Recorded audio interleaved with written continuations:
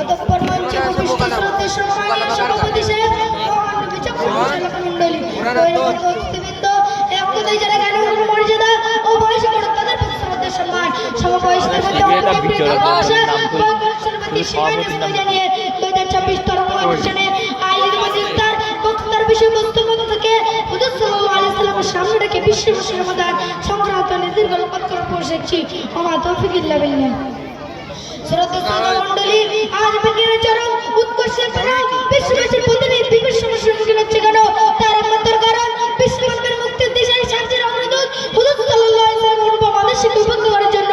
উক্ত কারণে গোটা বিশ্ব আজ বিভিন্ন জটিল সমস্যার কি সমাধান করে আছে তার মধ্যে দিয়ে বিশেষ কয়েকটি সমস্যার সমাধান আপনাদের সম্মুখে তুলে দিতে চলেছি। নাম্বার 1, পিতামাতার সন্তানদের উপযুক্ত শিক্ষা দীক্ষা দেওয়ার কারণে আজকে সমাজে অশিক্ষিতর হার হুম বলে যেতে পারছে। ফলস্বরূপ দেখা যায় পিতামাতা গুরুজন কেমন আচরণ করতে তাদের